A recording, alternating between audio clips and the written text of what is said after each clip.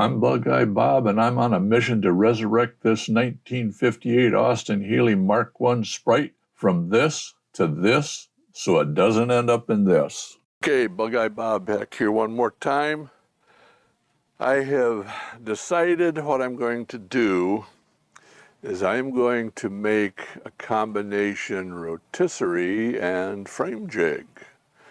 Now, how am I going to do that, you may ask? Well, what I'm basically going to do is I'm going to make a kind of lightweight frame jig that I can slip up underneath of the car, attach the car to it in critical points, and then mount that on a rotisserie so that I can, the body will be held in a steady position, and I don't have to worry about the front end flopping around and the back end flopping around. But I'll also be able to twist the body on the rotisserie. So, how am I going to build a rotisserie? I am going to go the cheap way.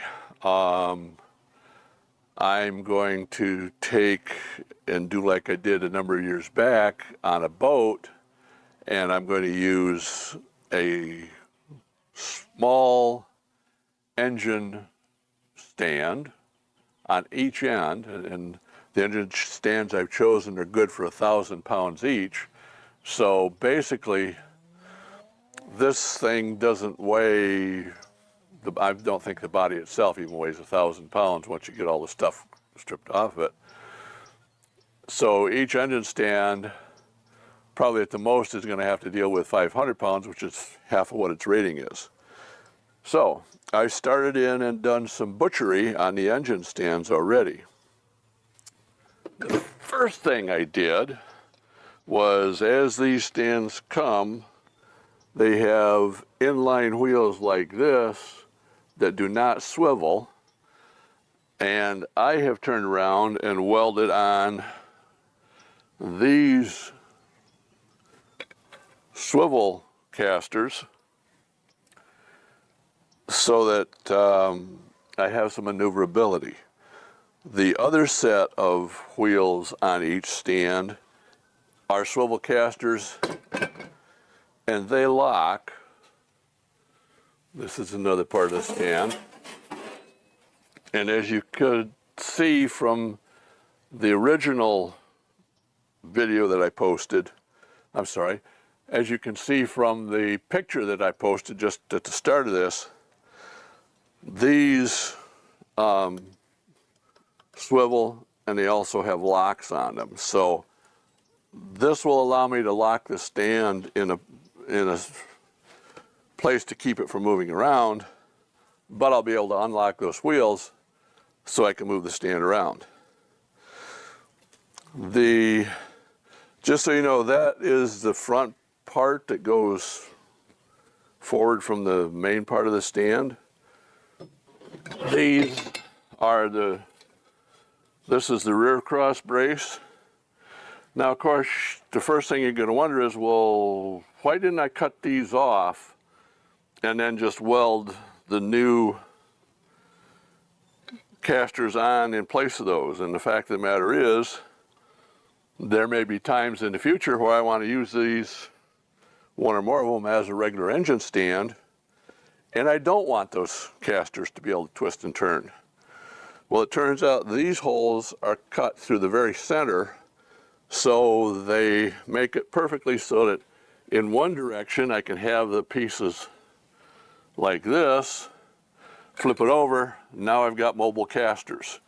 And that basically involves undoing 2 bolts and loosening up the third. These are the 2 bolts. They go through the upright. The front to rear piece goes through this hole, and that bolt right there tightens down on that front to rear piece. This is the upright, and as you will see, the upright is canted at an angle, which is not good if you're trying to take and have 2 rigid pieces on each end.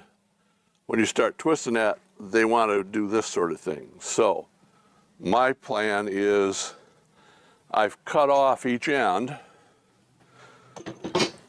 and I went and used artificial intelligence to tell me what angle to cut these at. I used an AI called Grok on X, or Twitter. It's now called X. And the mistake I made was I didn't realize that each of these pieces, the top and the bottom, were also cut at an angle. I thought that it was like one piece was cut at an angle and another piece was basically straight. So the angle's wrong. The other thing that's wrong is these, as they came from the factory, put the height of the unit about 24 inches, the rotisserie part, about 24 inches from the brace on that comes forward and backwards. I need to have 30 inches. The car is, I think, 56.5 inches wide or something like that, which means when I go at the widest spot, I'm going to need 4 or 5 inches more so that it can turn around. So I'm going to make these like this, totaling up to 30 inches height at least. It'll be closer to 30.5. And the way I'm going to do it is by welding in these pieces of pipe, this square wall tubing, which I've told you about in a prior one, welding that onto these like so, top and bottom pieces, and that will give me the extra height that I need. And so the point that I'm at right now is I need to tack these pieces together and weld them up.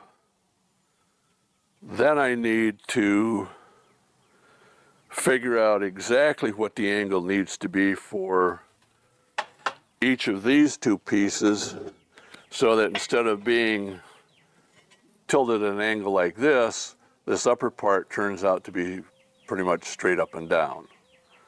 So what that's going to mean is I'm going to need to basically clip the bottom of one of these off at an angle like this so that it fits good. So where am I at and what am I doing? I think that explains what I've done so far and what I need to do next. So let's fire up the welder. Okay, ground so I can weld. Welding mask so I don't go blind. Let's see where we go with this. Get my nippers out because I know I'll need them.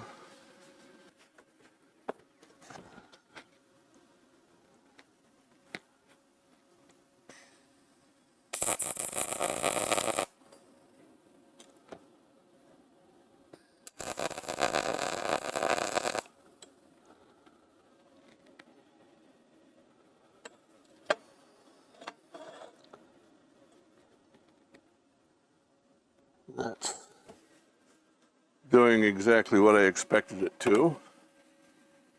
And I should have put a clamp on the edge of this thing first.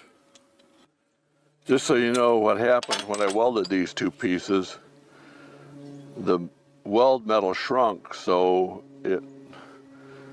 when I turn it over, the pieces are kind of like this now. There's a gap on this side that shouldn't be there. Please like, share, comment, and subscribe. You can now make a one-time or recurring donation to help save Lazarus through PayPal. For less than the price of a cup of coffee each month, you can support this project as a member on Patreon. See the links in the description below. And that should be good enough so I can weld that side. Tack it together.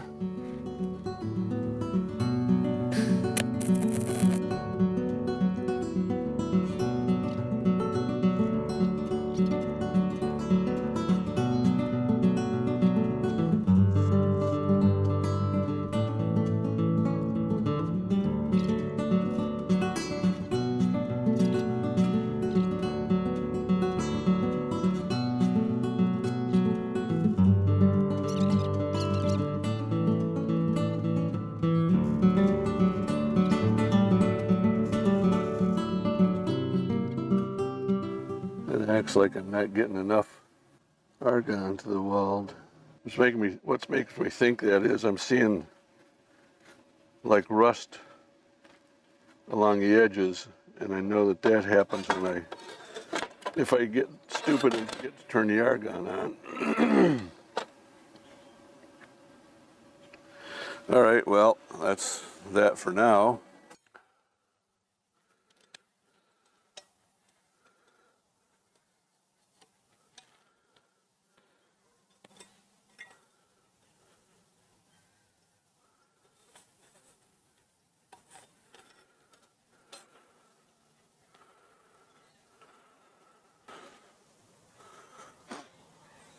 All right, God damn it. I know how to fix your ass.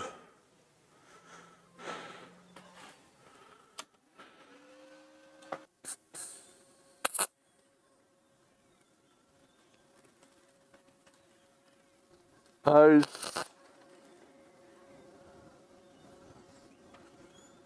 Eyes. There, that should have welded that to the center part there. So that now that fucking didn't. Son of a bitch.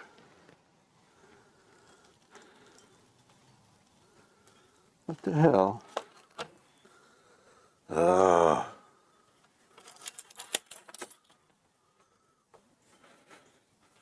This is why you keep all the damn wrenches. You have no idea what they go to. Because someday you find out that they go to something you want to take apart. Like that.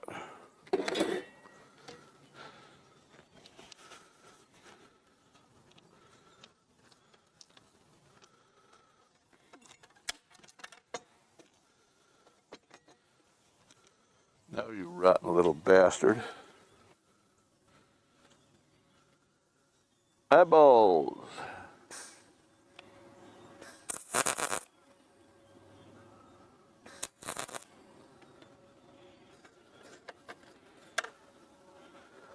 Eyeballs.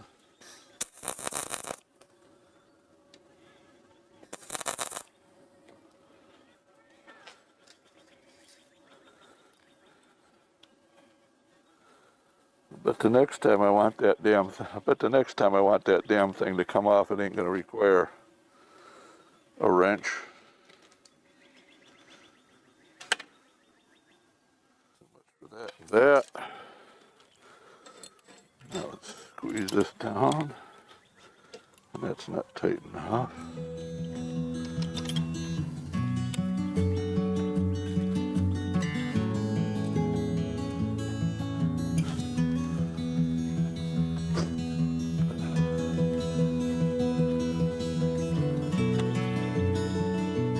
Cutting down through this now.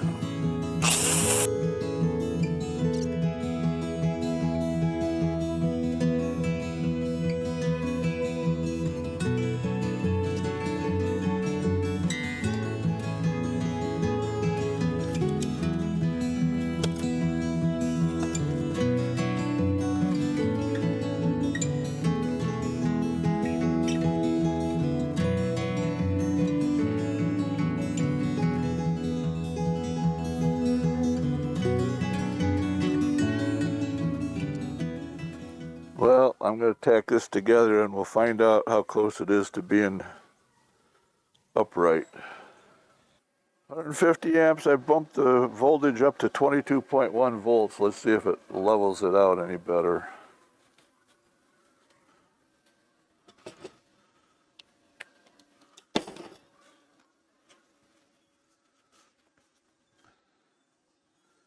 Get your goddamn welding helmet on, idiot.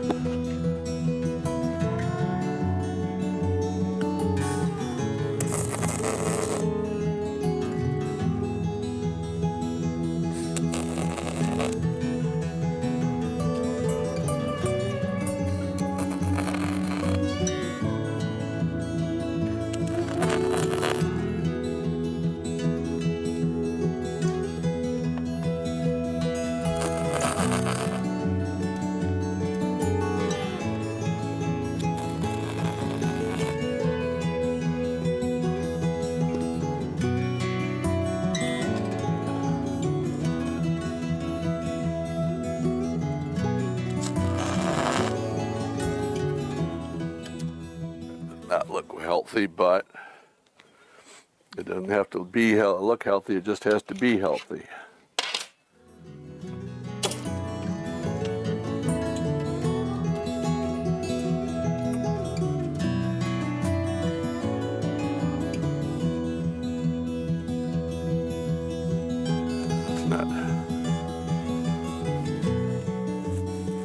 Not perfectly straight, I don't think.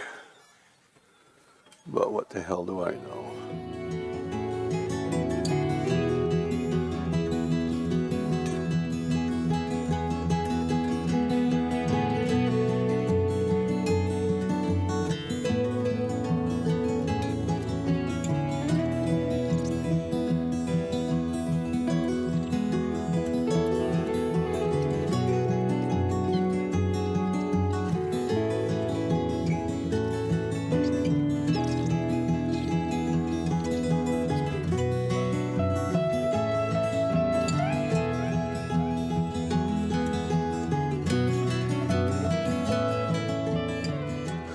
So, I finished welding this piece up, but one of the things I had to do was I had to cut it and re-weld it because this upper piece was off at an angle.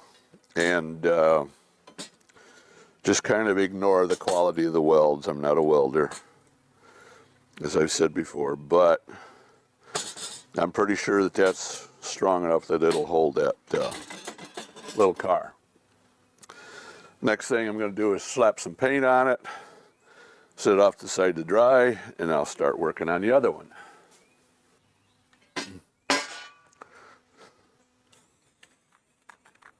And I'm not a painter either, by the way, folks.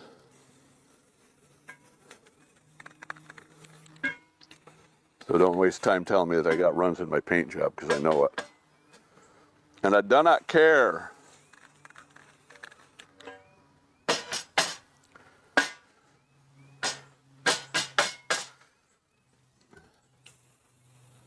All that matters to me is I get enough paint on there that it doesn't rust all to hell in the next year and a half, or however long it takes me to get this beastie done.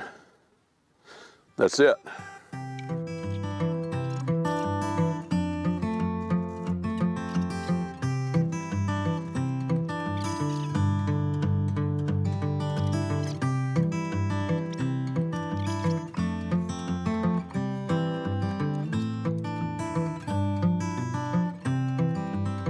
In this dark night, it's too hard for me to say now if the rays of hope will shine again someday, and if I might be spared as the tempest starts to swell.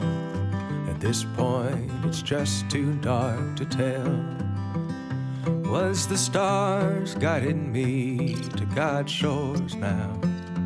Was the devil set me drifting once more?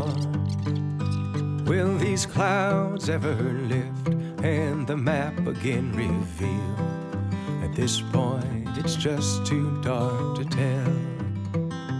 If these green-eyed blues would lighten up, if my nature would shake this wicked spell, if this midnight sky would brighten up, if my ears could hear a voice saying, all will be well, then all is well. Now, because of the welds, I can't get this down flat on any of these pieces. But what I can do is I can set it on there and check the gap and make sure that the gap looks even all the way along here, the gap looks even all the way along here, and the gap looks even all the way along here. So that's how I'm doing it. Is it perfectly straight? No. Is it straight enough for what I'm doing? I think so. All right, that's enough for that one. You saw me paint the other one. I'm not going to worry about painting this one. All is well.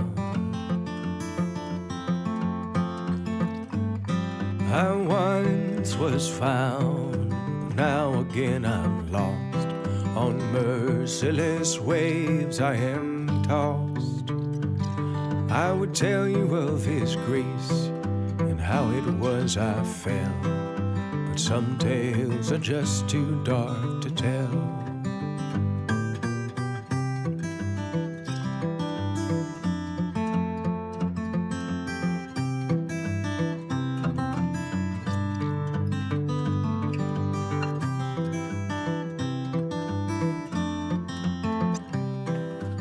This piece goes in like this.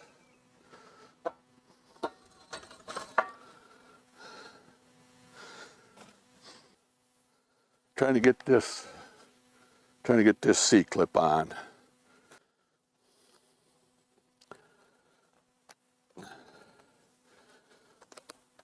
Come on, damn you. There we go. Now we're getting nowheres. At least got it up on the damn thing. There's a little plastic end cap. That's on there. And the handle. That's on there.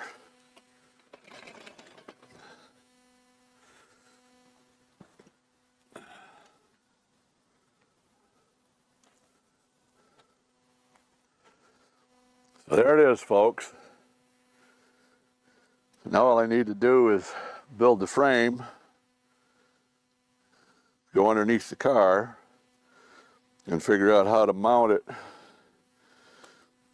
And that should be high enough up that it will allow the car to swing all the way around. I'll have one of these on each end. I'll have outriggers that come out from each of these wheels here.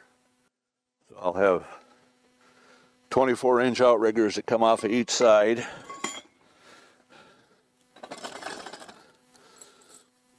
I'll have these feet that will run down and support the bottom edge of the thing, of the outriggers. And that way I don't have to worry about the thing flipping over. That's my plan. That's my story, and I'm sticking to it.